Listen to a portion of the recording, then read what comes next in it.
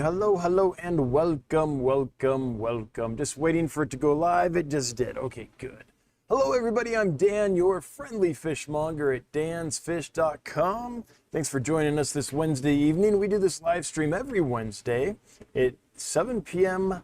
Mountain Time. That's 9 Eastern for those that might be mountain challenged. Today, we're going to give our shipping report like we do every week, and then we're going to talk about our giveaway. Then I have a lot of really cool fish to show you. And after that, we'll get to your questions and comments and basically just have a fun discussion about aquarium fish keeping. So that is the docket for the day. If you're into aquarium fish, you're in the right place. If you were here looking for information on colonoscopies, I'm sorry I can't help you. You're welcome to stay, but I'm not going to be able to help you. All right. With that, let's get to the shipping report. And I'm thrilled to say it's good. Last week we were at 98.97% after dropping down 1/100th of a percent. Not 1%, 1/100th of a percent, so very little amount. We are now back up to 98.98%. We are 2/100ths of a percent away from our goal of having 99% of our fish arrive alive and hale and hearty to our customers. Very close, just 2/100ths of a percent. I am hoping that happens next week. We will see. So anyway, shipping's going really well. Thanks to everyone that ordered from us. If you had a problem with your order, I apologize. There's always a very small percentage, in this case 1.02 of a percent of the orders that have an issue. If that was you, feel free to email us, let us know, hello@dansfish.com. That's HELLO@dansfish.com, because we want to take care of you. If there was a problem, we back our fish up. We'll refund the cost of the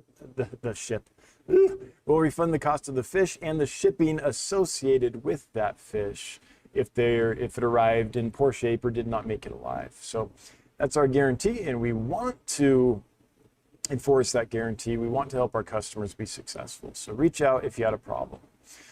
All right, with that, let's talk about the giveaway fish. This is what I think is just about the best botilla type loach for the aquarium hobby. I like all loaches, don't get me wrong. But what I like about this loach, Botilla striata, striped botilla, common name is the zebra loach, is it only gets about 3.5 inches and it is peaceful. There are a lot of other loach species out there, botilla types, that are amazing, but they have some issues. The clown loach, for example, gets massive. Great fish, but it gets massive.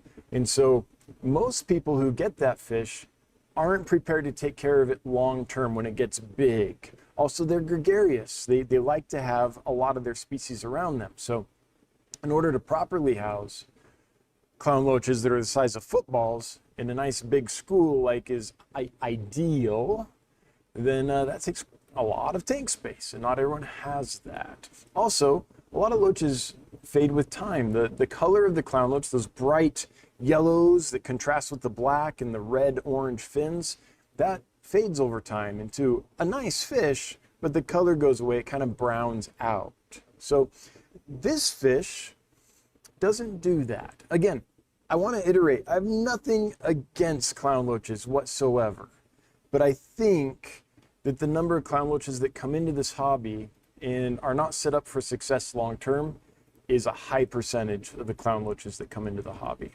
I think this fish is more manageable, more easy to keep, and therefore you don't have those issues. And then there's other botilla type loaches that don't get super big. I don't know, red tail loaches, skunk loaches, those types, but they're super aggressive. So they might be manageable size, but they're kind of jerks. These are not. These are a peaceful species. Now they are boisterous, so if you keep them with tank mates that are very shy and don't like activity around them, that could be a problem. But they're generally not going to seek out fish to harm them. Maybe something with really long fins would get get the fins nipped or something. But in general, other small, peaceful aquarium fish do great with them as long as they aren't bothered by activity and curiosity. These come from southern India, and I want to give Seriously Fish a shout out because they have some amazing pictures of their habitat. So this is a nice picture of an adult. See how it keeps its nice pattern and color? This is where they come from. This is in southern India. They come from a river system there. And it looks for all the world like a trout stream, right? Nice clear water, highly oxygenated, quite a bit of flow.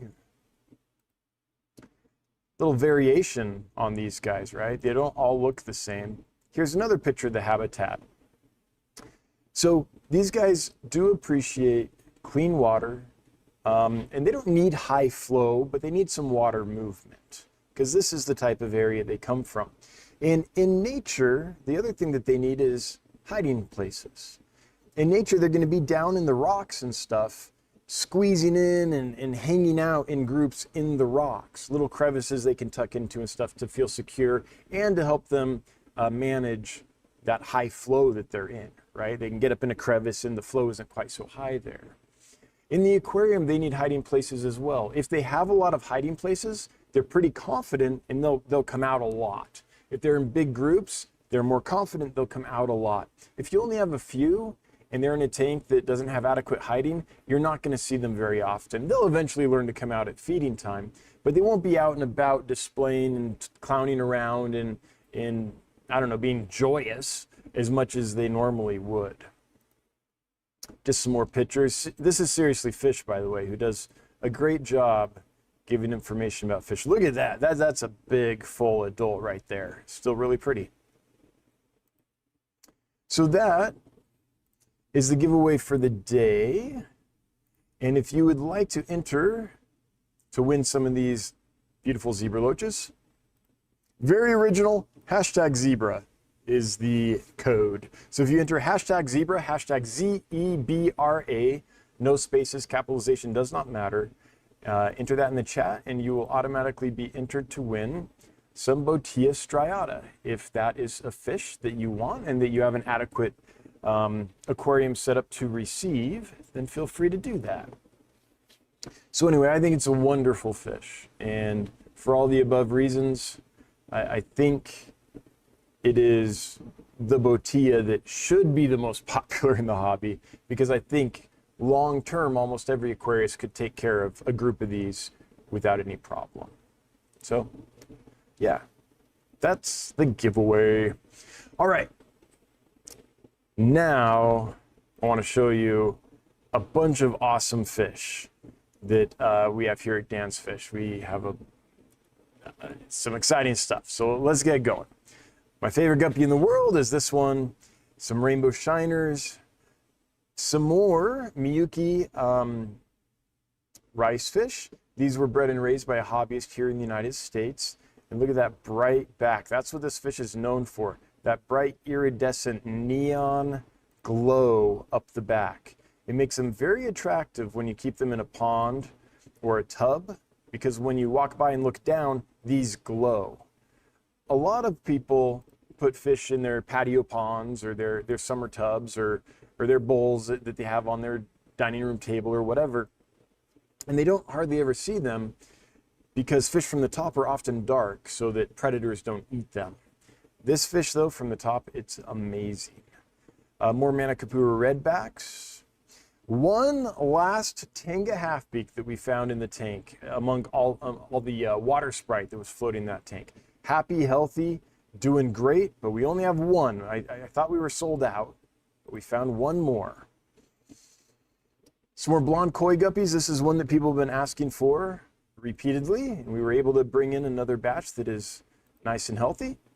Montezuma swordtails, we have one more male. I think this is the last male, so this is the last trio we're going to be able to sell, unless one of these quote-unquote females sexes out to be a male. That can happen, but at this point, I think we're about to the end of that. So one last trio of Montezuma swordtails.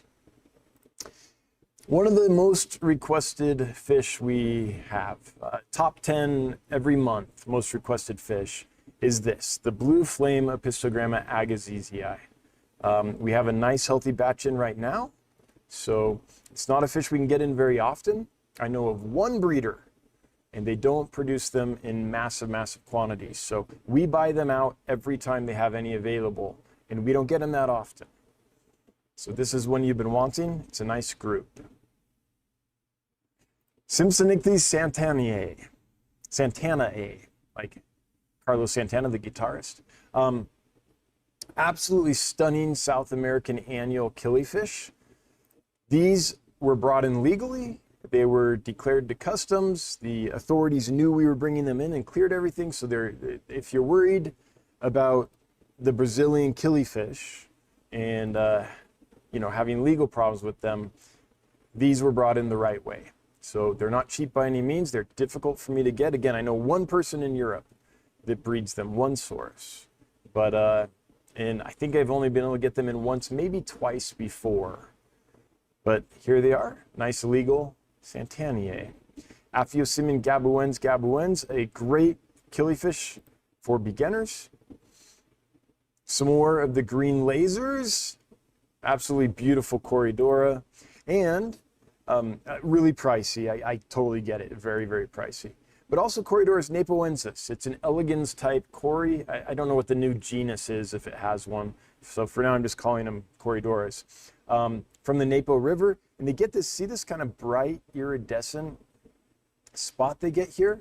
It's a bright gold spot on the forehead, which is really beautiful. I finally got a good picture of the black Venezuelan cory, very happy about that. More Aphyosemion bivitatum. The inspiration for the logo here at Dan's Fish. The logo, as you can see up here, is just a silhouette of this actual photograph of this fish that I took a long time ago. This is a stunning killifish.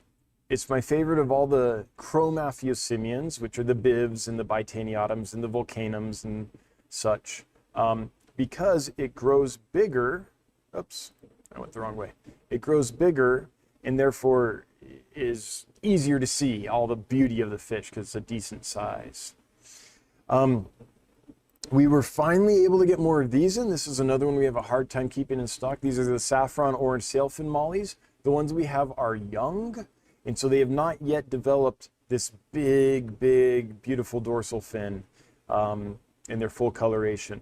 This is a fish that, like swordtails, if you have a quality strain of swordtails, you have a lot of late developing males, because those are the ones that develop the big body size and the biggest finnage and are the most beautiful. This strain is the same.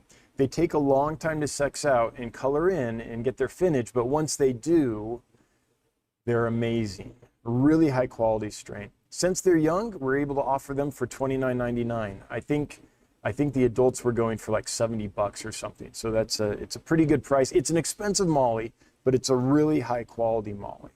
But it's less than we had to sell the big ones for, so that's good. Phalloceros cautimaculatus, the Dusky's millions fish. I'm not quite sure why it says reticulatus. I guess it's because they're so closely related to the guppy, but they are a different species. Little wild type livebearer, very difficult to get, and one that we've actually distributed to a university because they're doing research on the reproduction of these fish, and they're super difficult to get. So we've actually been able to help science a little bit with these by obtaining them and distributing them. Really neat little livebearer though, and one you hardly ever see. And then the one the most people have been waiting for, we were finally able to get more dwarf red-tailed eels. I believe this is the first time since March, I think, that we've been able to get these. Again, I know one person that breeds them. There's one source for these. They don't produce a lot.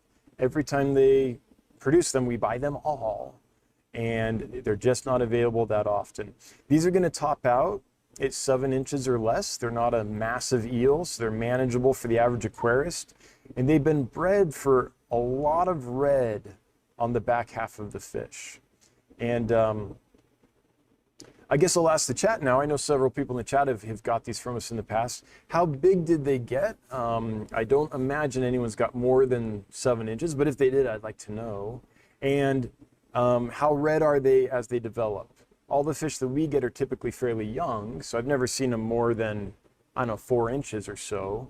So I'm imagining as they grow that the red deepens, but it would be good to know if the opposite is true. Sometimes when fish grow, colors can fade. So I'm curious how big they're getting for people and what the color is like with age. More Gerardinus metallicus, the black-chinned livebearer. This reminds me of like a mustachioed Frenchman from like 1920s Paris, because they have that nice black from the bottom lip through the gonopodium. Neat little livebearer. And there are more. Oh yeah, I guess I should mention this one because this is another very highly requested fish. Corydoras equus. This fish doesn't appear often, but it does appear more often than it used to. However, it's almost impossible to get healthy ones. We've tried every which way, and we've only found 2 suppliers who seem to have nice, healthy stock. So hard to get good ones, but we've got some really good ones right now. Let's see here, what else is of note? Most of these are things that people are already aware of, I think. Yeah, I think they are. So there are a few things, though, that are new enough that I haven't got pictures of them yet. So I wanted to briefly show you some of the other things we have that I don't have pictures of on the website. They're available for sale, but I haven't been able to snap a picture. This is the 3-beacon pleco. It's a beautiful pleco, gets 7-8 inches, so it doesn't get so huge that it's difficult to manage. Really nice orange on the caudal fin here and the dorsal fin. And on ours, I believe the top and bottom of the caudal fin have the orange like this. There's some here, and some on the dorsal fin. We only have one. We've had it for several months, so I'm confident it's nice and healthy and used to life in aquariums. I checked it very carefully today. It's nice and fat and sassy. I think it'll do well for you, but we do only have one. That's not a fish we get in often because it's hard to find a reliable supplier. We can find a reliable supply. There's lots of people that will sell these to us every week if we wanted, but we've had trouble finding someone that gets them to us healthy. So we also have some blue galaris. In the past, we've had the Wari location. These are an aquarium strain from Germany. So the ones currently offered look pretty much just like the Wari, but I want to make it clear that they're not. They're an aquarium strain, but they're the German aquarium strain. It's a good quality strain. Beta simplex, these were sourced from a hobbyist here in the United States. They're a wild type mouth brooder. They're small, they're peaceful, they're easy to breed, they're very prolific. And if you have never tried mouth brooding wild type betas yet, they're not very expensive and they're an easy one to start with. Some Gastromyzon ornaticada, ornate tailfin is what that means. A few of these guys, it's like oh, that's Tenocephalus. What we have is the ornaticada. There you go, that's a pretty good shot of them. And then the last one I want to show you is the one that I'm most excited about. I'm more excited about these than the dwarf red-tailed eels. I'm more excited about these than equus, and then the blue flame apistos, because I've been searching for this fish for a long time. We finally were able to get some Aplochilus lineatus. Now, you know this fish is the golden wonder, right? This is a fish we all know. It's available in every big box store for cheap. The industry's absolutely mass-produced it. The problem is that since the goldomorph became available, we have been unable to acquire these. This is what they look like in the wild. This is the wild form of Aplochilus lineatus. And in my mind, this is much prettier than the golden wonder. It's got reds, it's got spangles, it's got stripes, a lot more going on than this. Nothing wrong with the Golden Wonder. I get it. It's a bright gold fish, and it is pretty, and it's hardy, and it's got a lot of people into the killie hobby. But to me, this is what I want. I was finally able to get some. Found some out in Europe, brought them in. They're doing fantastic. And again, it's been over a decade that I've been trying to get these, and haven't been able to. So if you're into killies, they're not cheap. The Golden Wonder is super cheap. These are not cheap. They were hard to find. They only had a few of them. Shipping killed me. But we do have some available if you've been wanting the natural wild form, which is so beautiful.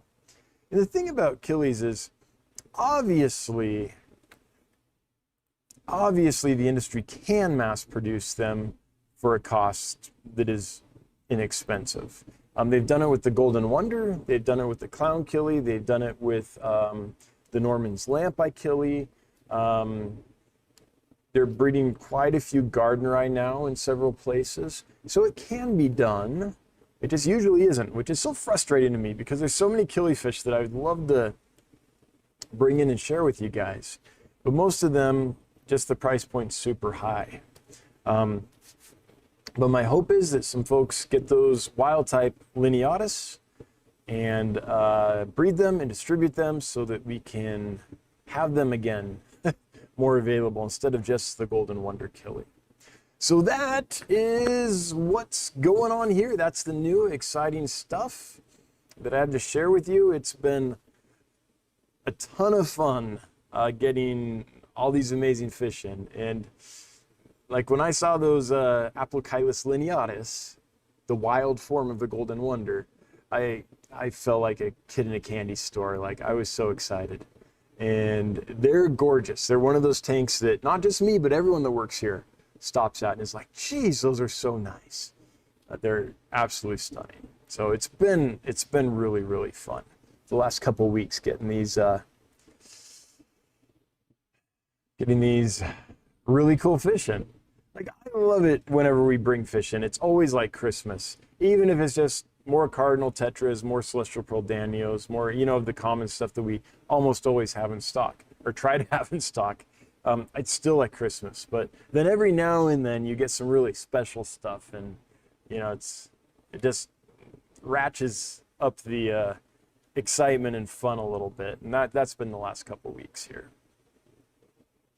Okay, I think that's about what I have to share with you. I do want to remind folks, if you're in the Seattle area or within easy driving distance of that, I will be speaking to the Greater Seattle Aquarium Society on Saturday, September 14th. They meet at 1 p.m. So if you're around, I would love you to come. I'd love to meet you. There's so many of you that I've never met in person. I just know your username here on YouTube. And I'd love to meet you. So if you are free and want to come out, I would like the privilege of shaking your hand, putting a face with the name. Or if you lurked and I don't know your username because you lurk all the time, that's good too. Just let me know you're a lurker. But I think that's going to be a good presentation. I've given this presentation a few times. I think it's informative. It's usually well received. And at this point, I practiced it enough and done it enough that it's pretty smooth. I think I've got it down. So should be a good one. All right. With that, we're going to switch and get to your questions and comments. So I'm going to scroll up in the chat and see what the first one is that I can respond to after I get a drink here. My mouth's a little dry.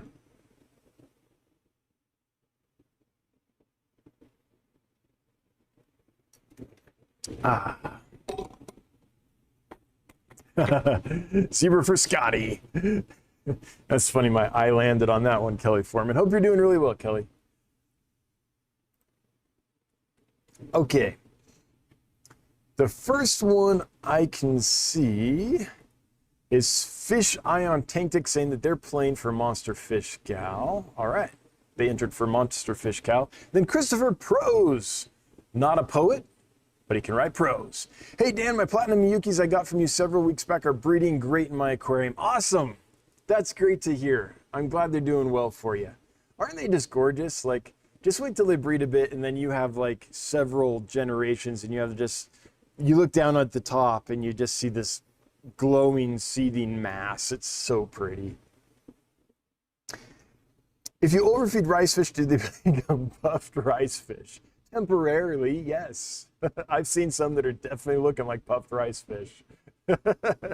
You just don't want them to puff so much that they get the puffy scales, right? The dropsy. Jody P, those beautiful corridors equus could show up in my tank and I wouldn't be upset at all. Hoping my husband secretly ordered from me. All right, Jody P's husband, if you're watching, you know how to get points right there with your wife. Big Steve gifted a Dancefish membership. Thank you so much, Big Steve, and congrats to whoever won that. And holy cow, Jody P gifted 10 Dancefish memberships. Jody, that is so generous of you. Thank you so much. Much appreciated. Kelly Foreman's jumping on the bandwagon, gifted 5 Dancefish memberships. Kelly, thank you for your continued support week after week, month after month, year after year. I really appreciate you, sister, very, very much. Hope you and yours are doing awesome.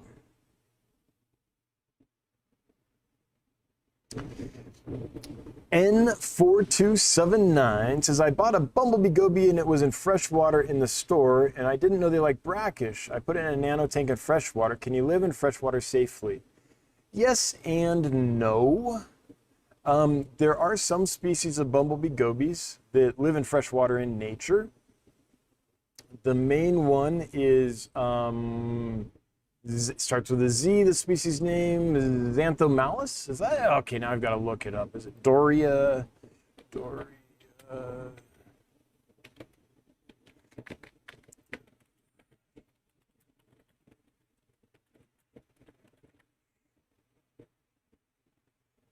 Okay, what's the, oh, you know what I could do? This would be easier. Let's do it this way. Let's go to the Dancefish website. Scroll up to the top here, put in Bumble. There it is. Brachiogobius xanthomelus, not malice, melus. These guys are a true freshwater goby. They, unlike most of the genus, they in nature are never exposed to salt water. Great little fish, easy to keep in the aquarium. Then the ocelots, I believe, are also freshwater. We had a bunch of these come in, oh geez, a long time ago now. We sold out, and from what I've heard from the customers, we sold, I think, 400 of them. And from what I've heard from the customers so far, I don't think anyone's had a problem with them in fresh water. So Xanthomelus for sure can go in fresh water. Ocelot maybe. And then the one that you might have gotten, Brachiogobius doriae.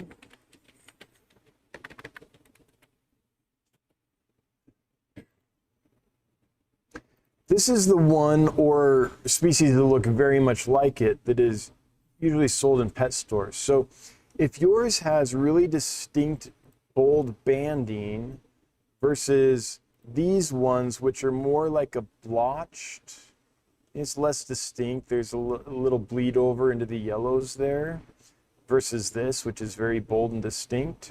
Then these are probably a brackish water species. Now, some populations of them do live in pure fresh water. Some live in very salty water, and I don't know which yours would come from. So they might be okay, but if they came from salty water, it might be a delicate transition from them to fresh water, and I don't have the expertise to tell you if that would be detrimental long-term or not. I've heard it both ways. I personally have never tried to keep one of the salty or brackish species long-term in fresh water. So I don't have any personal experience with that. If anyone here does, if you've kept the standard brackish water species of bumblebee gobies long-term in fresh water, like by long-term, I mean like a year or more, would you chime in and let us know your experience? And again, N4279, there's many populations and many species, and I don't know where yours originated. So that's as much as I can say, I think, to kind of help you understand my thoughts, at least, about that. Aquarium Co-op gifted 10 Dancefish memberships. Corey, thank you. Thank you so much. That's very generous of you. Kelly Foreman, member train, choo choo, and a link to where we can join up. Well, much appreciated. The memberships are awesome. I am doing a few things for the memberships. Like if you're a member today, I put a notification out only to members, letting them know that we had dwarf red-tailed eels and Corydorus equus and Xenotoca dodroi and some other neat fish back in stock. Kind of like, hey, heads up, we're about to list the cool fish now, so that they would get a notification and have a better chance of getting them. Because I know a lot of the members were hoping to get those for a long time. The other thing that members get is the video that went out this evening. The members got it much earlier today. They got it this morning. So they could see a video of the unboxing of a lot of the fish that are being released for sale today. So they got a notification the fish were being sold, and then they got access to a video where they could actually see them before deciding whether they wanted to purchase them or not. So we're trying to do a few things. Right now, my time is so limited. There's so many demands on my time, let's put it that way, that I want to do more for the members. But right now, those are two easy things I can do to provide value for the members. So I'm going to continue to do that. And as time goes on, and we get the positions filled and the processes going that will free me up a little more, then I eventually will get to where I have more benefits for the members. But that's a little ways out, to be perfectly honest. So if you're joining up right now, expecting to have a ton of like special perks, that's just not the reality for a little while. But I can release videos early for you and notify you when cool things come in stock. If you had to pick a rainbow species, for a species only 75, what would it be? Oh, my name is nobody. In a 75-gallon, you could get almost any of them.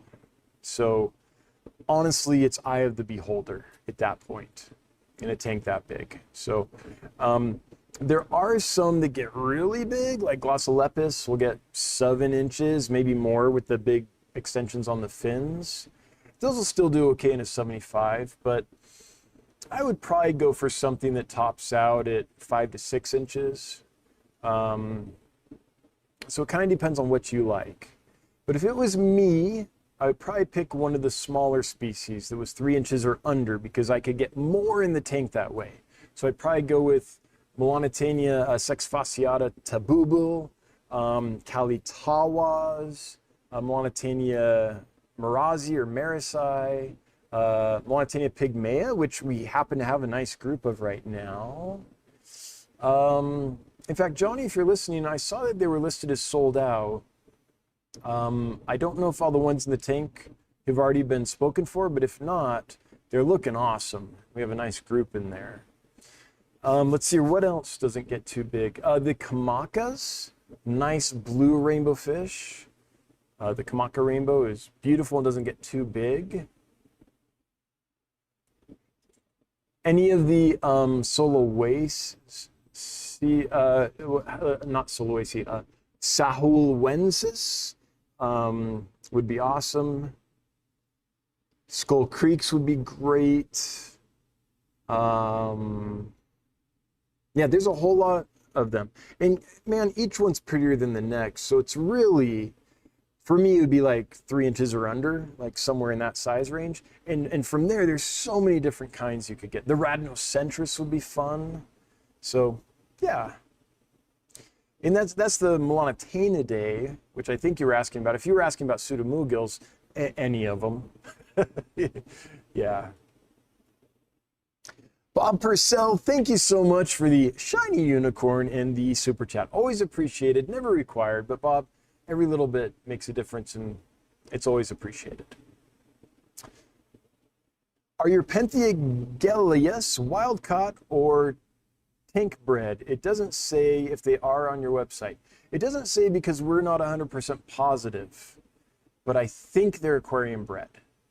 The reason I think that is when you get wild caught fish, there's a certain look to them. Often the fins are kind of tattered because they've been out in the rough in the wild, right? Other fish are nipping at them and they're escaping predators and all that.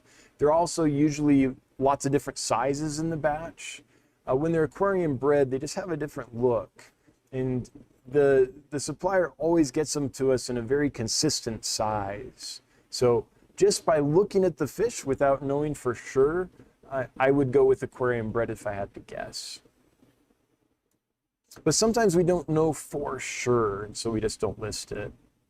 The reticulatus for the Phalloceras is a hobby locality name for that strain that has black speckling. Oh, Matthew Phillip, thanks for letting me know. Cool, so I guess we'll keep reticulatus there. So it refers to the, I don't know, to the melanistic spotting. Cool. Well, I think that spotting does make it a lot prettier. Okay, Kelly says, Nathan Hovey, 7 inches or 2 feet, same thing. You measure different than I do there, Nathan. But speaking of the size of the dwarf red-tailed eels, Kelly Foreman says, my eels topped out at 5 inches. The color stayed the same. Stefan's eels got ginormous. Stefan? Oh, not Stefan. Steven, AKA not Stefan. Steven, how big? Mine are definitely right at 7 inches and big and fat. Okay, yeah. That's, I think that's about passing wind. Not going to read that one. There's kids in the audience, passing wind. Kids in the audience. 5 inches, kind of a burnt sienna cover, says HOVD Aquatics. Johnny's fish trolling me, saying 10 inches. Thanks, Johnny. 7 inches, but super fat.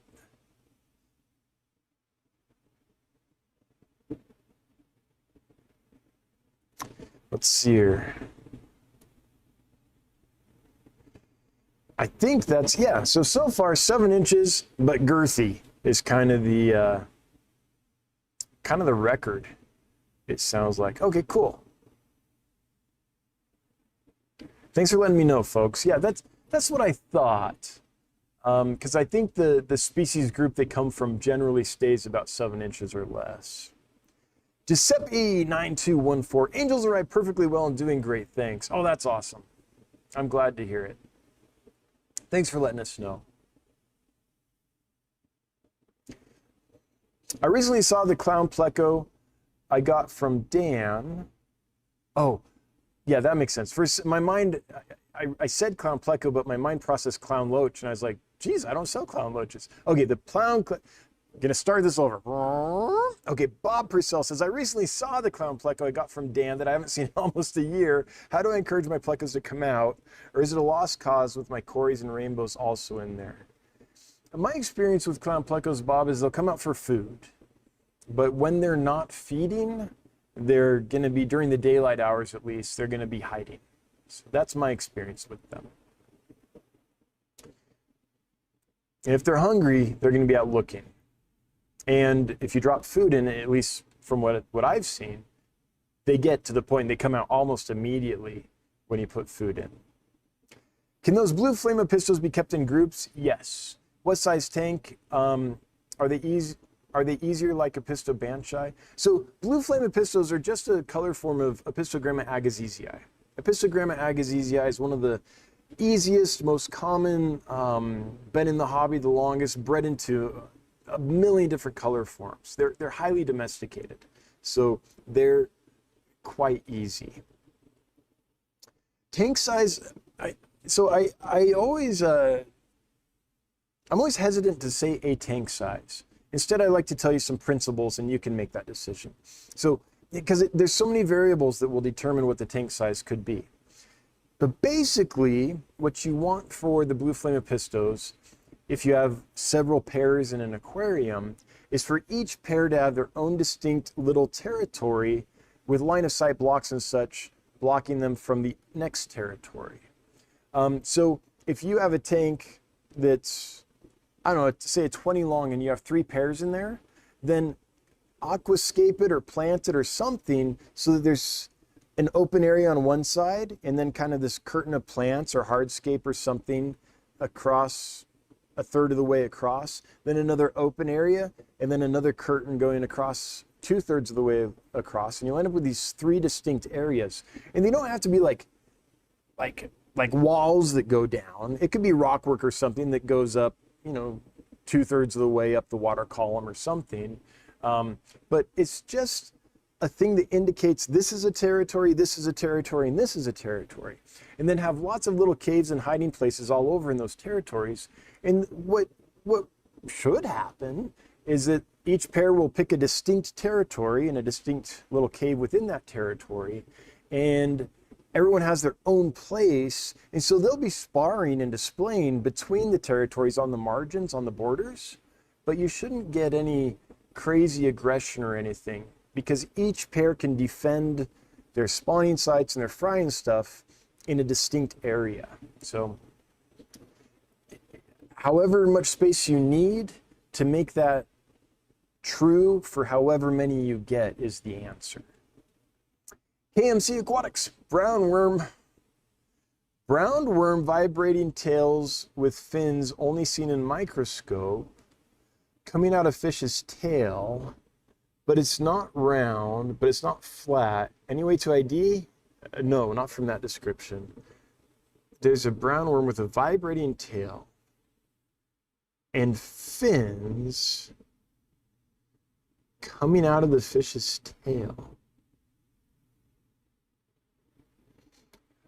I have no idea, KCM Aquatics, from the description what that would be. But it sounds like it definitely sounds like some kind of parasite.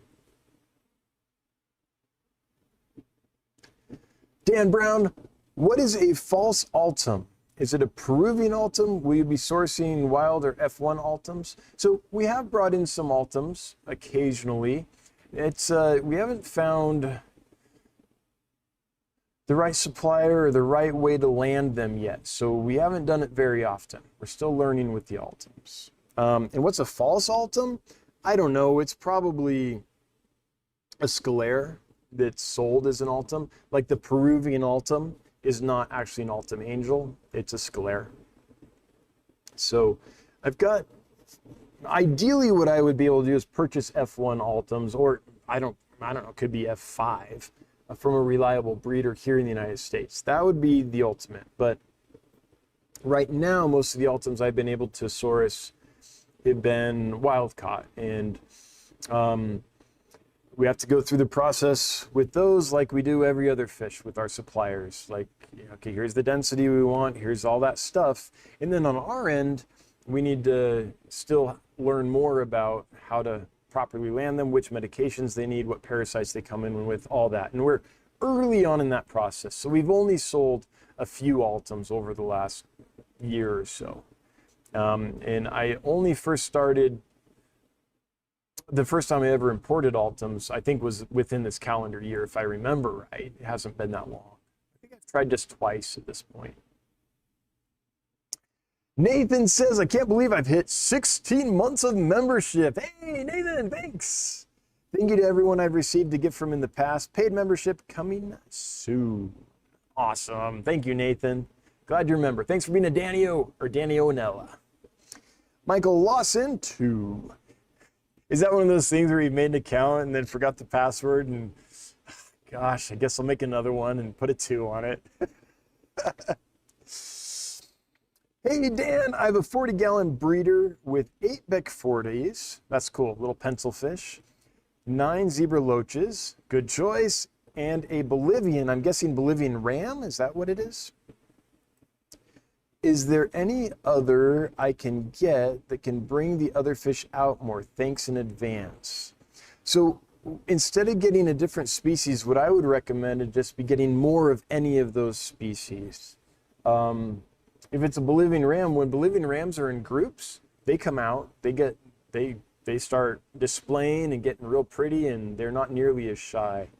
An 8 Beck 40s pencil fish, that's a good start, but geez, I would, in a 40-gallon, I think you could easily do 20 to 30 of those, still have room for a few more Bolivians, and 9 zebra loaches is not a bad number.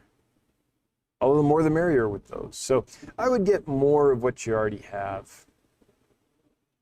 I think more numbers of any of those species will help those species be more comfortable. Geek Boy, is that the talk on all things aquatic plants? Oh, trolling me, Geek Boy. He knows I know nothing about aquatic plants. So no, the the presentation I'm giving at the Greater Seattle Aquarium Society has nothing to do with plants, because everyone that listened to that talk and went home and put into practice anything I said would end up with all dead plants for sure. Renzo EID, what's the CW11 Vulcan Cory and why is it 500? Well, Renzo, if you don't know about that fish, then of course you're wondering why it's expensive. I would recommend you do a little research and Google that. But basically, the Vulcan Cory was discovered, I believe Hans Evers. Is Hans the first one to discover it? Could be wrong on that, but it was found several years ago, and it's a really pretty fish for a Corydoras. It gets a very tall dorsal fin. It has almost like a white and black, it's not pure zebra stripes, but zebra-esque pattern. So it's a little reminiscent of the LO46 zebra pleco. And a few years ago, we started seeing pictures of it in magazines and on the internet, and everyone was like, oh man, look at that thing, we want that. But no one could get it. Finally, recently, it's become available in very small numbers, and it's very expensive to get. So if you're wondering why it's $500, everything that we sell, and pretty much that the world sells, the cost is determined by supply and demand. So if there's a large supply, if my suppliers have lots of them and they're common, then the price is usually low. I can purchase them at a low price, and therefore I can mark them up to what I need to stay in business and pass them on to my customer at a fairly low price. When things are in very low supply and very high demand, then the people I buy them from charge a whole lot of money. And so I have to buy them from them and then mark them up so I can stay in business, and they become $500. So there are some fish that are like that. They're just very expensive. And then there's other Corydoras, like Corydoras aeneas or Paleotis, that have been in the hobby forever. The industry produces a ton of them, and so they're a lot less expensive. They're quite inexpensive. So, I mean, pretty much everything, the answer is supply and demand. When things are sold to the end consumer, there's costs all through the supply chain, and the retail outlet selling them to the end consumer has to take all that into account and mark them up to whatever they have to stay in business, and that just determines the cost. Thrown Stone, if I take Nerite snails out of fresh water and put them in salt water, will they hatch? The eggs? I've never tried it. I know nothing about it. The only thing so Mike Helwig wrote a book on aquatic live food.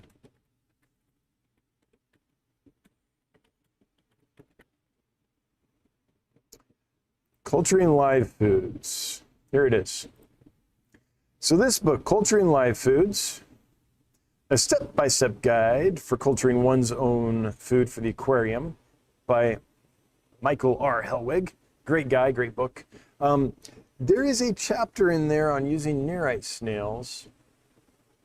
If I remember right, I hope I'm not misspeaking here, but when I read that book years ago, I remember there being a chapter in there about using Nerite snail larvae to feed fish, but I don't think they were using salt water. I think that they were just hatching in fresh water, and then the fish were eating them in the tank there with the adult Nerites. So the eggs will hatch in fresh water, but then they need salt water to develop. So I don't think they need salt water to hatch, but they do need salt water. They basically become part of the plankton cloud in the estuaries, where the ocean meets the rivers. And they develop there, and then they can get back up in fresh water. after they develop a bit. So they'll hatch in fresh water. They just won't live very long. Purple pencil. Can the zebra loaches go in the same tank as a yo-yo loach? My yo-yo loach seems to be a little nippy with coolie loaches. I've never tried it, but I think that a yo-yo loach and a zebra loach have similar enough personalities. Yo-yos are maybe a little more assertive, a little more like, hey, this is mine.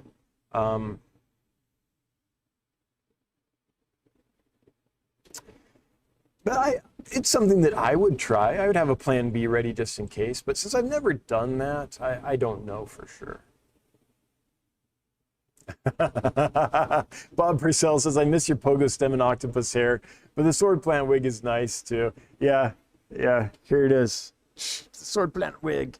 Yeah, and so I used to have a tank behind me in these videos that had big old pogo stem and Stellatus octopus that looked like hair growing out of my bald head behind me there. Yeah. Hey, you've been around for a while, Bob Purcell, if you remember that. Hey, there's Reptiles and Aquatics. Boom. Hey, Bob. Good to hear from you. Hope you're doing well.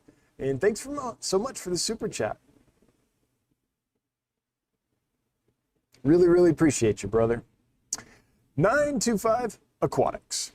I've had quite a few Norman's lampi killies slowly dying off lately. The female had split abdomens with eggs falling out.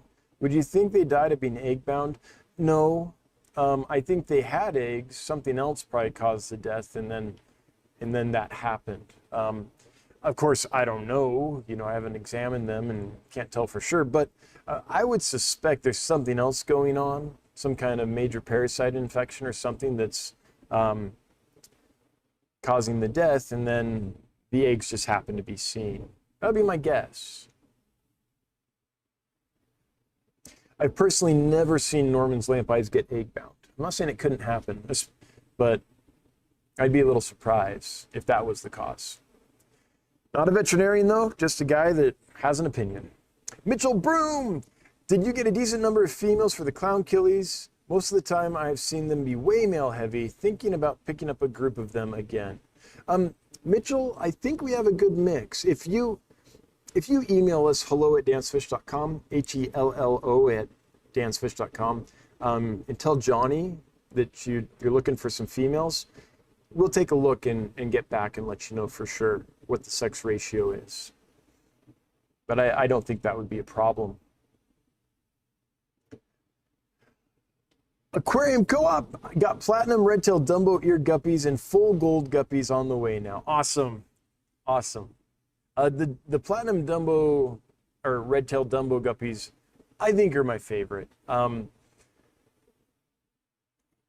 Like, I'm sure, Corey, you can relate to this, where it's like, you've seen so many guppies, and like every time they come in, it's like, yeah, those are nice. Yeah, those are nice. And then sometimes you'll see a new strain or a particularly good strain, and you lift it up and you'll be like, holy man. And it'll just kind of blow your mind. That's what happened to me when I first saw the platinum red-tailed Dumbo ear guppies. I lifted it, I couldn't believe how awesome they were. As a guy that was, I wouldn't say jaded on guppies, but I've seen a bajillion guppies. And so that was my experience. And that's why I think ever since that happened, they're still, I think, my favorite guppy. There's others occasionally I'll look at and I'll be like, whoa, those are really cool. But the one that kind of stuck with me was the platinum red-tailed Dumbo ear. So I hope you like them as much as I did. Lisa the Wolf, not Wolf, Wolf. The coral teacup platies I got from you are so fat, sassy, and amazing. The fry are as well. The adults are huge. Never seen platies like these. Wow. So, okay. So I need to know, Lisa, when you say the adults are huge, do you mean like because they're kind of the teacup coral shape? Or do you mean like they're literally getting massive? Because my understanding is that a true teacup platy stays kind of smaller. So are you talking about they're like really long, or are you talking about just they're small, but they're kind of like, ooh, big and plump, I guess? Dan Brown, what is a fall? Okay, I already answered that one. Uncle Smiley's Aquariums. how is your current batch of cardinal tetras? Are awesome. They're doing fantastic. If you've like been waiting for a good batch, don't hesitate to get these. They're doing amazing. Yeah. So here's the most rewarding thing that happens to me as a fishmonger. And this has happened several times with cardinal tetras specifically. Other fish as well, rummy nose, celestial pearl danios, and several others. But cardinal tetras, this is a story that happens repeatedly, where there's people that love them, but have given up on them because they have tried 3 or 4 times and never had success. If that's you, give them one more try and get them from us. I know you're going to pay more, but the experience generally is they do that, and it's like they get them, and I get an email a few months later saying, dude, they're still alive, I'm loving this, and that's my favorite moment as a person that sells fish, is helping people that have a dream fish or a fish that they've tried over and over and not had success with, get some stock that they can then be successful with. So if that's you, Uncle Smiley, I'd highly encourage you to try them from us. They're doing fantastic. And if there's a problem, I'll refund the cost of the fish and the shipping associated with them. But I don't think there's going to be a problem. In fact, let me look and tell you how many cardinal tetras have been a problem from the current group that we're selling. And while I'm doing that, if you've got cardinal tetras from us in the last couple months, how are they doing for you? Would you chime in and let us know so Uncle Smiley's got some more information to work with? But let me look at, we keep track of all this. So I'm bringing it up on my phone here. Okay. Go this way so I can see the column that tells me the name of the fish. And let's see, still scrolling. There's a lot of data on this thing. There it is, and it's a phone, so it's a little awkward. We did lose a cardinal shrimp on the 26th of this month, so 2 days ago. But I don't see. Okay, I've gone up to the beginning of July, and I don't see any cardinal tetras. So I think they've been pretty much 100% successful. Now, if you got some from us and since the beginning of July, and you reported that you had a loss, and I just said we didn't have any losses, call me out. I want to be kept honest. I want this to be transparent. But I don't think so. I think everyone that's got them since the beginning of July has got healthy cardinal tetras. Now, every now and then, we will get a batch of cardinal tetras or any other fish that we think is healthy. Nothing shows up in the examinations or under the microscope or whatever, and we go to sell it and we think everything's good, and then it's like, oh, there's some problems. Customers report there's problems, in which case we shut down the shipping of that tank and we do further examinations. And so sometimes we are surprised. The worst is when we're selling fish, everything's going great, and we think they're all good, and then like we sell a whole bunch, and then the next day we're looking in the tank, we're like, ooh, something's off there. It's like, they waited 1 day too long to show any problem, and we just shipped a whole bunch out yesterday. That's like the worst. But it's also a very rare occurrence. We have processes and expertise and everything in place to help prevent that happening. We're getting better all the time, though. We still have a long ways to go, but we're pretty good. Okay, let's see here. Anyone? Johnny says the last cardinal tetras that we had arrive DOA were in May. Yeah. If you're a customer and you know differently, call us out. We want to be kept honest. We want to be transparent. But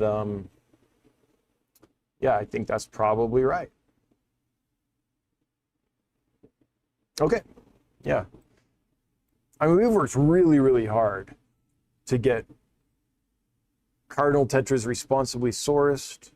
The same with several other species. So, in fact, if you watch the unboxing from today, you'll get a sense of that. Here's an example. We got 50 Xenotoca dodroi. In the size bag they shipped them in would normally have easily 100 fish in it. But we worked with the suppliers to get the packing density down low, and I believe there were those 50 Xenotoca were divided over 4 bags. I think that's correct. So we started at about half the normal density, 50 fish, divided over 4 bags. That's 3 bags, I believe. 3 or 4 bags. Anyway, it worked out to be about 1/6 of the normal industry packing densities that they usually pack fish in. And so that's the kind of work we do with our suppliers to make sure that when the fish get to us, they haven't been overcrowded. The water they come in remains clean because there aren't so many fish in the bag of water. They aren't exposed to dangerous levels of ammonia and stuff. And so we've worked really hard to do that with the cardinal tetras and lots of other species. And so that really makes a lot of difference there.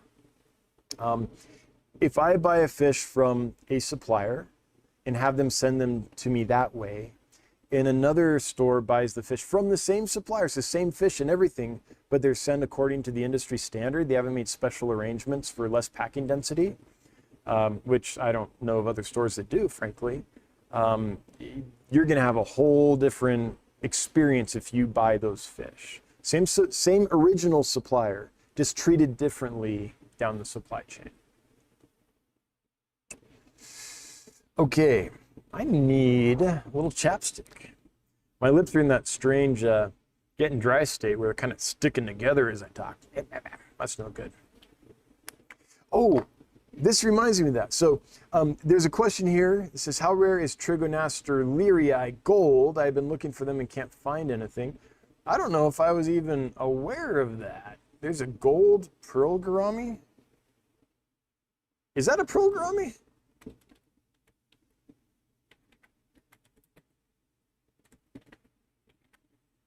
Yeah, that's the pearl gourami. There's a gold form? Oh, there is. Well, looky there. I don't think I was aware of this. Look at that. Oh, neat. No, you learn something every day. I was unaware of that. It's funny, like, doing this for 30 plus years, you think I know a thing or two, but every day I'm reminded of how much I don't know. But, so no, I don't have that. I'm unaware of that fish until just now. But I am very excited because we've had a complete 100% failure rate finding pearl gouramis, dwarf gouramis, honey gouramis that did not have iridovirus. And we've tried so many suppliers. We tried a new supplier a month ago now, maybe a little more. Maybe 6 weeks ago. And we've been watching those, it's pearl gouramis, we've been watching them very carefully. So far, 0 signs of iridovirus, which is very encouraging because usually by now, it's pretty apparent that they have it. So I'm really encouraged by that. What we're gonna do is we're gonna take a few of those, send them to the laboratory. There's a few diagnostic laboratories around the nation that know how to work up fish beyond what we can do here. And they can do PCRs and isolate different viruses and identify them. And we're gonna have them do that with those pearl gouramis. And fingers crossed, maybe they'll be iridovirus free.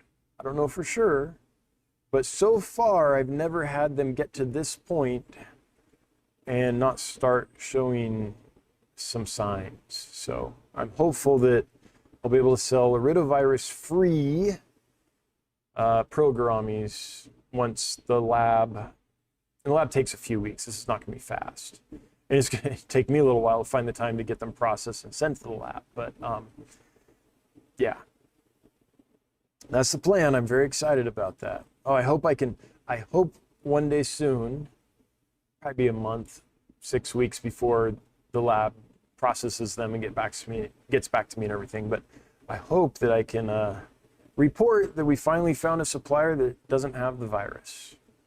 Chad Owen Design saw glass cats in the unboxing vid. Will they be available soon? I hope so. They're not doing horribly, but they're, I think, still have a little ways to go.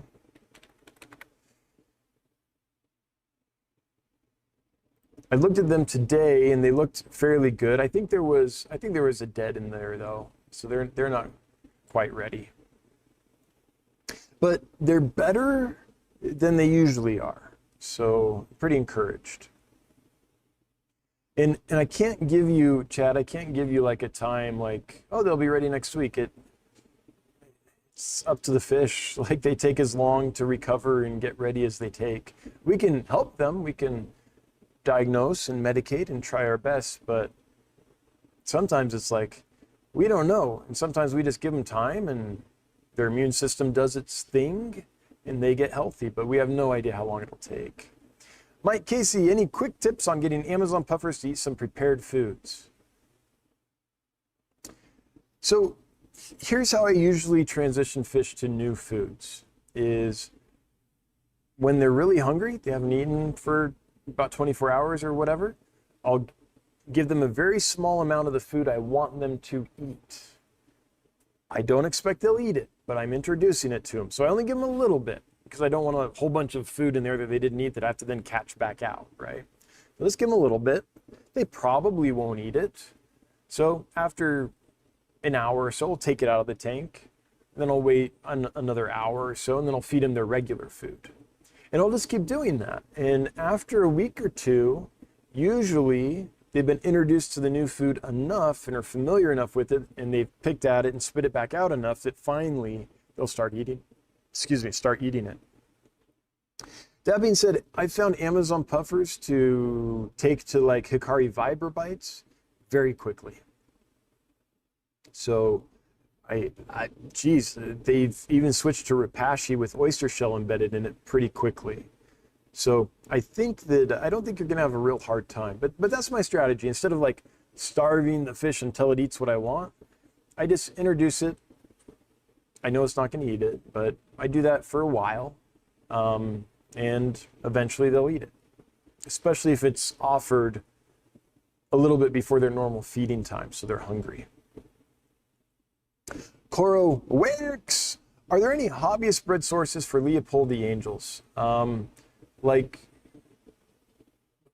the place we get them from, I believe, is a hobbyist breeder out in Europe. But as far as like here in the United States, not that I know of, there's probably some people whose entire hobby is wild type angelfish. And so I'm sure there's some people out there that have them, but they probably breed them in such low numbers that the people that get them are their other super uber wild type angelfish geek friends, in that closed network. So I don't know anyone that's breeding them in the United States and distributing them. Wouldn't that be cool though? So the Leopoldi angelfish is amazing. It's, let me show you guys this.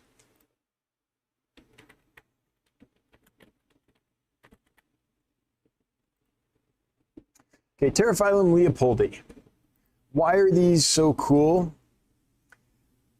Well, the thing I like about them is they're a dwarf angelfish. This is the smallest species of angelfish on the planet. They don't get nearly as big as scalare or altum or any of the others. They have a different shape. Like if you look at the top here, it's a very different shape than a scalare. It's called the long nose because it's got a more pointy face with a sloped forehead here. And so what I like personally is just that they're small. They do get some nice dots on them. There's a lot of potential here for folks that are into domesticated strains of angelfish to breed really cool stuff a la the scalare species. But they just haven't really caught on. And I don't know if they're super difficult to breed or just rare and niche enough that it hasn't been done a bunch, but Wouldn't it be cool if there was a smaller angelfish in the hobby that was regularly available, so you didn't need as big of tanks to take care of them? And also, in my experience, I don't think they're as aggressive as scalaire. I mean, I don't have years and years of experience with them. I think I've only been able to bring Leopoldate angelfish in twice, maybe 3 times.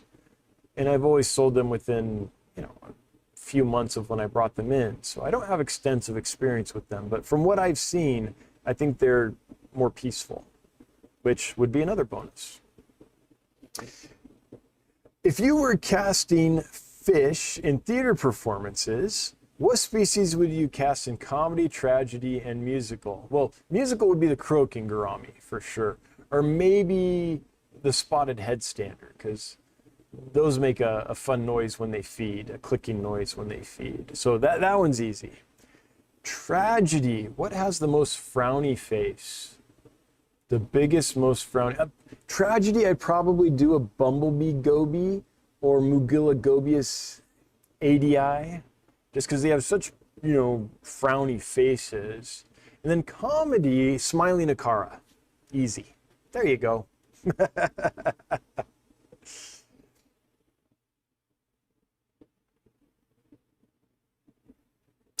Okay, thanks for the advice. As always, maybe I will be lucky enough to get some tonight, says Michael Lawson.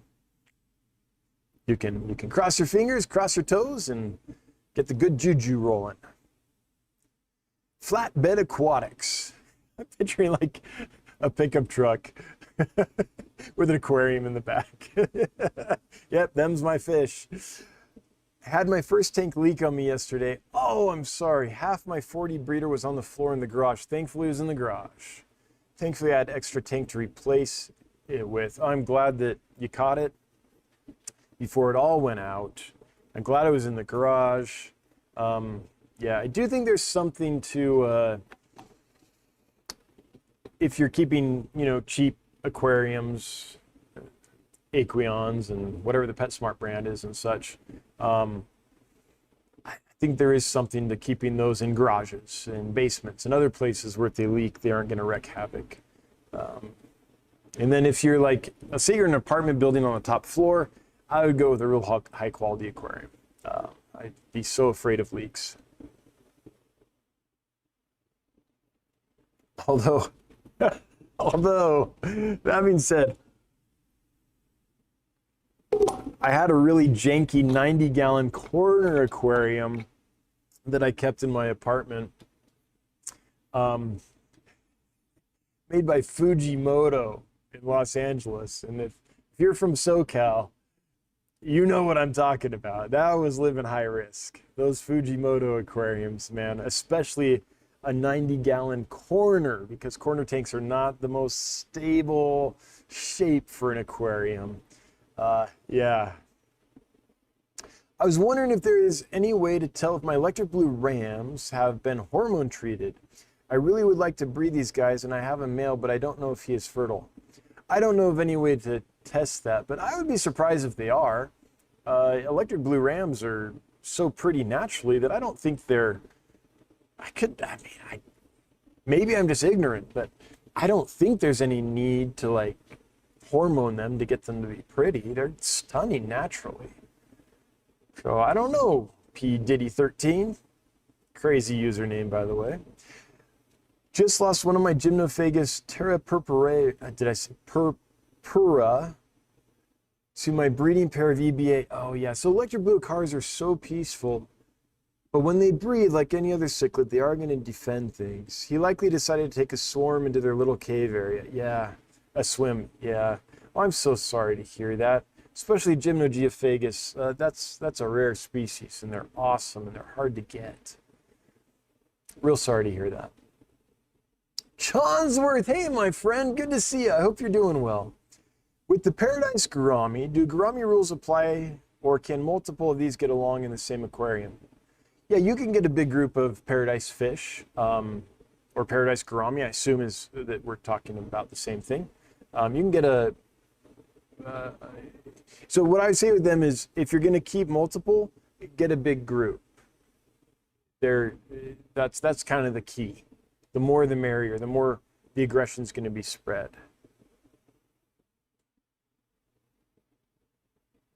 They are aggressive, but a group solves that problem for all intents and purposes. I've kept decent sized groups of many different species and varieties of paradise gouramis long term and not had a problem.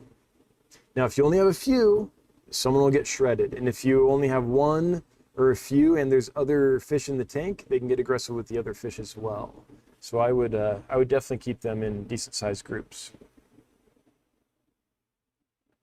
Dan Brown, I have 2 Dantum Angels and 4 Rio Nenes from Dan's Fish, and the Dantums are younger, have grown larger than the Rio Nenes, and are dominating the tank. So Dantums are supposedly a cross between an Altum Angel and a Scalare. Dantum Angel fish. If that's true, they're gonna get bigger because Altums are so big. Origins?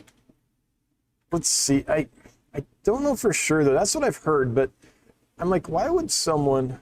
Oh, it's okay. So AI thinks that Dantum angelfish are a hybrid of the common Altum angelfish, common and Altum angelfish. Danziger Farms created them. So that's what AI says. Who knows where AI got their information from? You have to fact check. You have to dig pretty deep sometimes because all the AI is doing is scraping the internet, and we know how reliable information on the internet can be. But yeah, that's my understanding is that they're a cross between Altums and Scalare. So I'm not surprised they're bigger. Another is stocking. I have a 60-gallon ready to go for some Lake Tanganyika fish. What would you choose? Okay, I've got the perfect one for you. I have an excellent group of Sex Fasciata Gold. Hang on, why won't my typing work? Gold. Okay, so this fish is amazing. And by the way, they're bright gold with black stripes. The picture, they kind of look tan. I'm bad at pictures. And they're double the size they were when I first posted this. So they're not 2 inches anymore. Now they're 3 to 4 inches. But this fish, the 6-barred cichlid, the gold form, Lamprologus sexfasciatus. Great fish. I think in a 60-gallon you could get a good group in there. And that would be the one that I would recommend. It would also be super fun to get, I know they're commonly available and stuff, but super fun to get a group of shell dwellers in there. Multifasciatus, I think, is the easiest because the aggression, they're less likely to kill each other than, say, Ocelotus. And they'll colony spawn where the older babies take care of the younger babies. They're not going to eat the younger babies and stuff. So you get this big colony going, and it's just so fun to watch them scooting their shells around and digging and rescaping everything and sparring and displaying. Like, that's a ton of fun. A tank of Multifasciatus shell dwellers. Or, you know, a group of Sips. Cyprichromis is beautiful. Paracyprichromis. Either the normal or the albino version is beautiful. So those are all options. If you want a rock dweller, any of the smaller, commonly available ones are a great place to start. Gelitochromis, Lulupi, Brichardi are super easy, super common, and also another colony spawner where the older babies take care of the younger babies. So there's lots of great options. But just because I see them every day, I think those those gold 6-barred cichlids they're looking awesome. I really want to know if the green lasers or the Equus are more bright in natural light. Well, I've never kept them in natural light, but I'm thinking the green lasers would shine brighter. The Equus aren't like a laser, although they do have some iridescent blue with the orange. I think the laser is probably brighter if you're going for sheer like reflective lumens. Is that a thing? I don't know. Fish hunter, previously you were interested in my multi-shell dwellers, however most of the fry died. Oh, I'm sorry to hear that. I now have some, I think you're saying I now have some amazing looking fry. Would you be interested again? Yeah, send us an email, hello@dancefish.com, HELLO@dancefish.com. It would help if we knew which species you have. I'm imagining these are multifasciatus. What size they are, how many, and how much you want.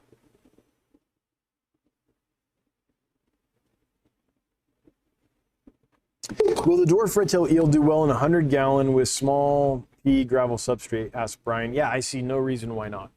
I think so. I mean, I don't know what else you have in the tank or anything, but yeah, in a 100-gallon with gravel, with that much information, I don't see a problem with either of those two things.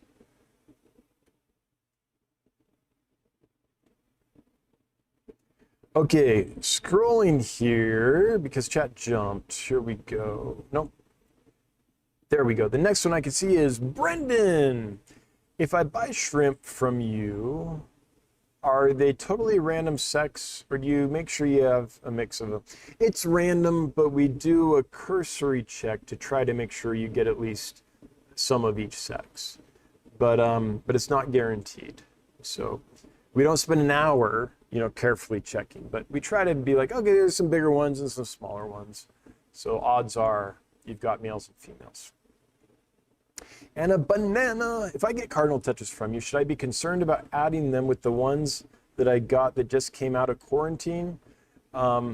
Yes.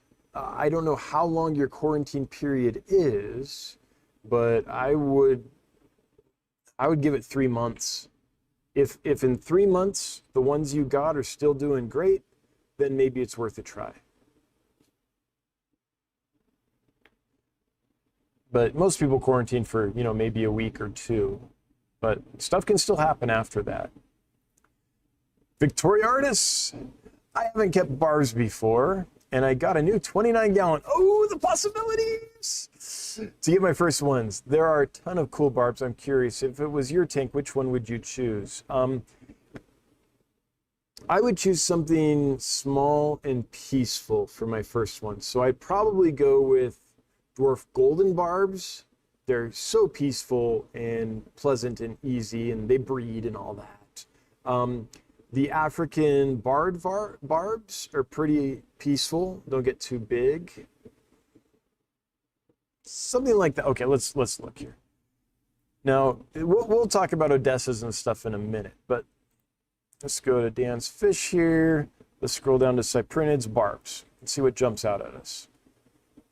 I'd avoid the copper-nosed barbs. I'd keep those for a little more experienced hobbyist. Cherry barbs are fantastic, easy, cheap, and readily available. Pretty hardy fish. Don't get too big.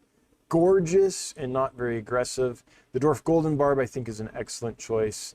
The African banded barb, which we just released for sale, this week? I think just now, actually, maybe last week. So I don't have a picture yet, but that one's small and peaceful. So I'd go small and peaceful to start. But I do have to say, Odessa barbs, black ruby barbs, those two are absolutely stunning, and I think they do okay as well. It's just, with them, you're going to deal with more, I don't even want to say aggression, assertiveness. They're so quick to the food, and they're boisterous, much more so than those other species. Do you ever bring in driftwood catfish? Rarely. I just haven't found there to be much of a market for them. I do have a lead on some, I don't think it's Tatia anymore, Perugier, the honeycomb or purple. So I do have a lead on some aquarium bred ones of those and a few others. But in general, I just haven't had, I brought them in the past and sat on them for, I don't know, 9 months, a year. So it doesn't make me think it's a good business decision to bring more in. Kate Hole, I personally would get the blue-green velvet barbs. They are stunning. They are. They absolutely are. So these are beautiful. And the picture doesn't do them justice. It gets a little bit of the blue hint in there, but they're bigger and older now, and they have even more denser blue on them. It's more like a blue-green, like an aqua. It depends on the light. But these are absolutely beautiful. However, they're tiger barbs, so you are going to have to deal with some aggression there.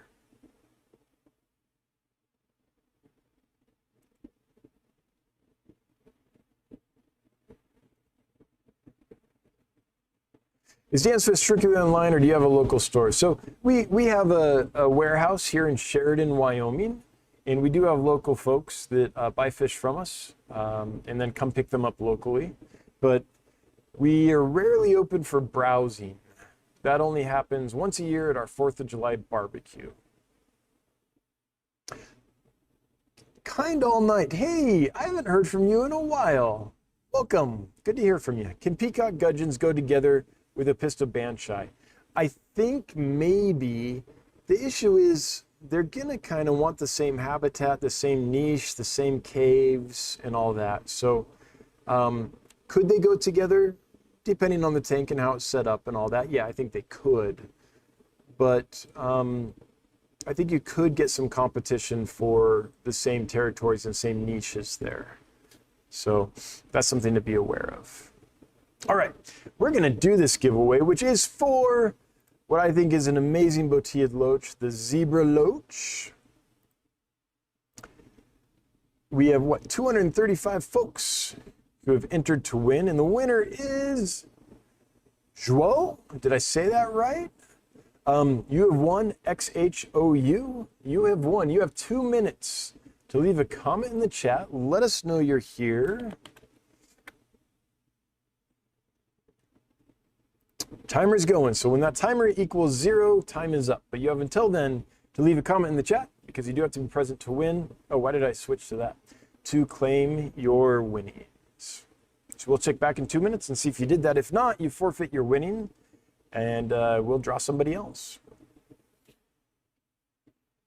Tengri, can I keep a pistos with tiger batis and a 20 long with a school of blue eye rainbow fish?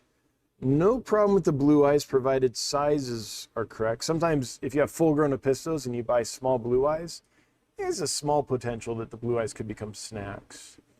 I don't know about the tiger batis with the apistos. I think it could be okay, but it's the same issue as the last question from Kind All Night.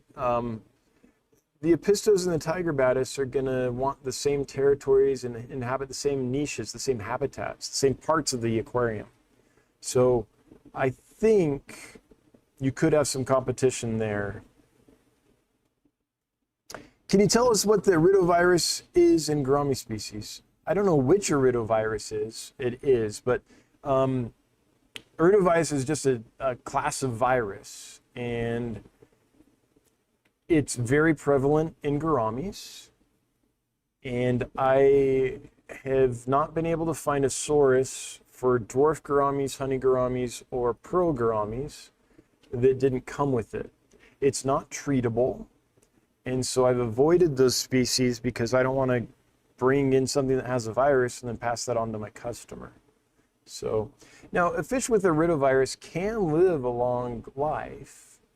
I don't know, it's kind of like herpes, I guess, where they're always going to have it. It might not always manifest, but what happens is when the fish are transported to the fish store, or in my case to the warehouse, the fish undergoes stress, and during that time of stress its immune system can become less effective, and the virus often will take hold within a couple weeks after that. So it's not uncommon for a fish store to get gouramis. In most fish stores, list them for sale like immediately, right? They get them in and they're ready for sale. Someone says, oh, they're so pretty, because dwarf gouramis, whew, those are gorgeous. And buy them, take them home, and then a couple weeks later, it's like, why are there big sores appearing on my fish? Well, the virus has taken advantage of the stress the fish experienced during transport and is now turned into a full-blown infection. So same things that can, you know, stress you to the point that you'll get a cold sore or something like that, can stress a fish to the point where the iridovirus forms lesions and sores on them. And it's pretty rough. Okay, time is up. So let's see if we have a winner. Schwo did not chime in, so we're going to draw somebody else. So the winner is now Darb Wire. Darb Wire, thanks for being a member of the channel.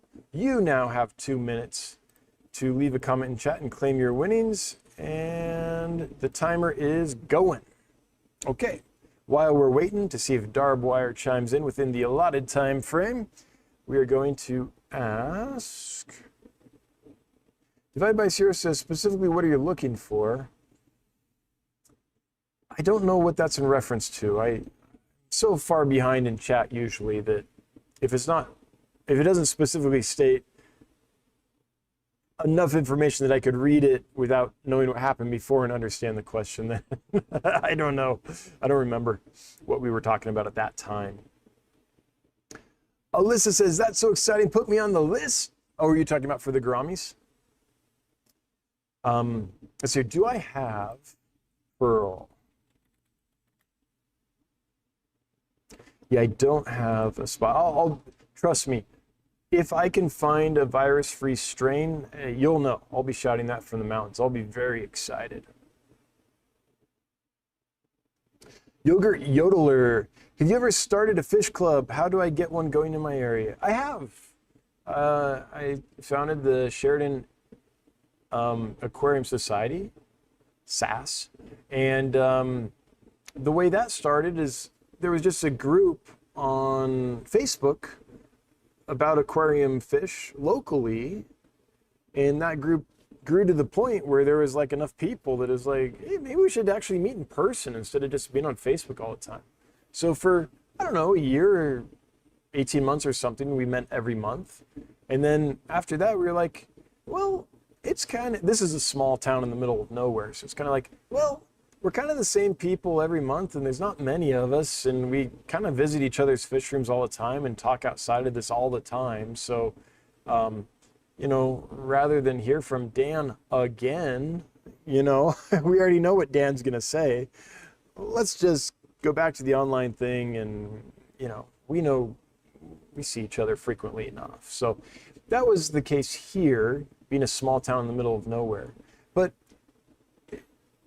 it gives a hint as to how you might be able to start one yogurt, which is if there's a active Facebook group in your area, but no club, you might get active in that group. And then after you've provided enough value, be like, hey, what do you guys, I wouldn't even ask, what do you guys think? I would just say, hey, if you all want to get together, I've arranged this place at this time on this day.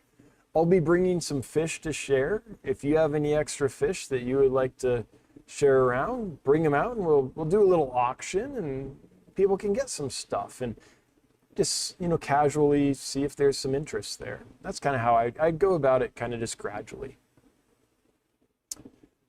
All right, time is up again, and all right, Darb Wire is here. Darb Wire, congratulations. You have won a group of Botia striata, the zebra loach. If you would send us an email to hello@dansfish.com, that's HELLO@dansfish.com. We need your first name, your last name, your mailing address, and we will get back to you and schedule a time to get those shipped off to you. Congratulations. Thanks for participating. Much appreciated, Darb Wire. All right, with that, we're going to sign off because we are over time, which is a big no-no. I want to thank my moderators for being here and moderating. Thanks so much for serving, volunteering your time to make this a successful live stream. I really appreciate it. I want to thank everyone that's a member of the channel. I want to thank everyone that gave away memberships to the channel today. Let's see, did I miss anyone? I don't think I did.